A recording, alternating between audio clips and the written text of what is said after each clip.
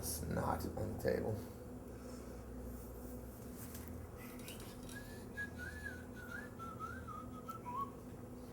But man, I've sat in a chair for close to 18 hours a day for 3 days straight. Not that, it ain't digging ditches, but fucking worse for me because I can't sit still. So it's crazy. Like there's no, they have like, union breaks type of thing. Yeah. Not like no relighting, none of the normal downtime. That's like it. Get there, get started, bang, bang, bang, bang, bang, bang all day, and then the showcase at night.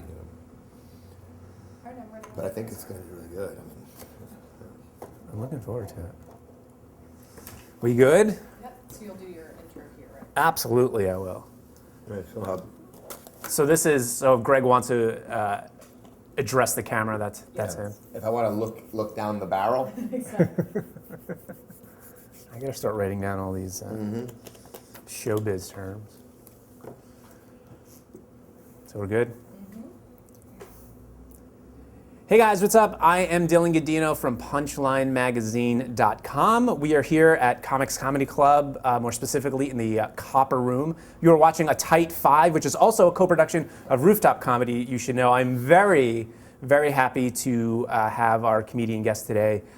You know who he is. His name is Greg Giraldo. Greg? Thank you, Dylan. How you doing?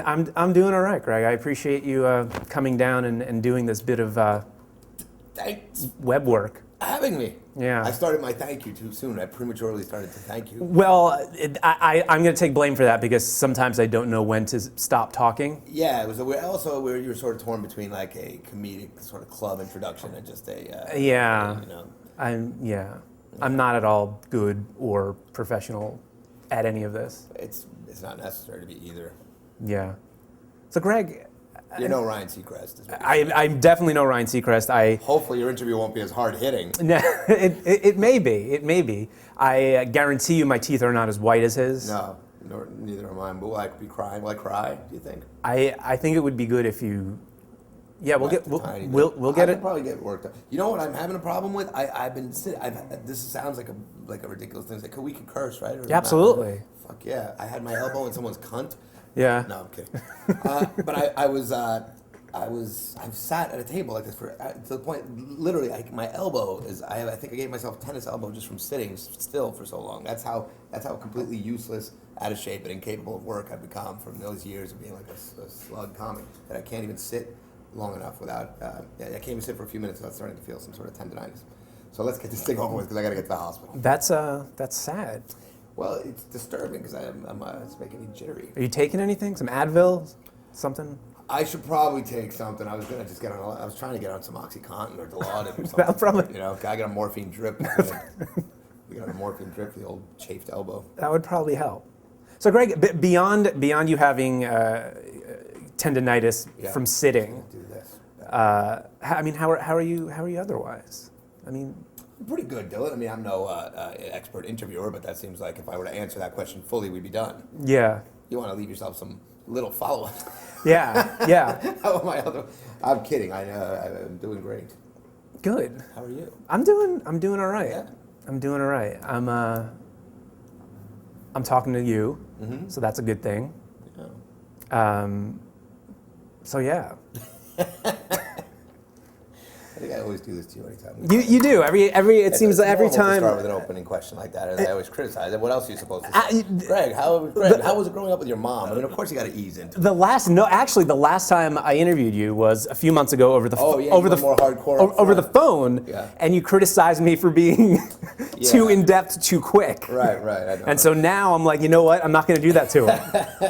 So I'm going to lob him a softball, and he's going to revel in it. He's going to be like, all right, let's. Yeah. And now you give me a one-line answer. It's my own form of like psychological abuse. Just keep you unsettled, unstable. You never know exactly where you stand with me. Yeah. Fuck you. There's no winning. No. There's no winning with you. All right, so listen, let's talk. I've if you've read Punchline Magazine, if you've paid attention to it, you know that Greg is probably one of my favorite comedians of all time. I'm not saying that because he's just here kissing his ass, but it's true. The 1 or 2 or 3 line way I kind of describe what you do is you superficially come off as this kind of angry or frustrated or hostile guy on stage, but there's always kind of there's always this line of very of vulnerability, below all of that, and I enjoy that. Fuck you. Like that, see? Yeah, it's well, that's very, very, very nice of you to say, and incredibly uncomfortable to sit through. But thank you. that's okay. I mean, do you feel it's accurate? Am I misjudging who you are? One of your favorite comics of all time. I think that's probably accurate. You seem like you have really good comedy taste, so that makes sense, certainly. It's you and Larry. So Larry David? no, Larry the Cable Guy. Oh! I should have said Dan. Yeah, Dan.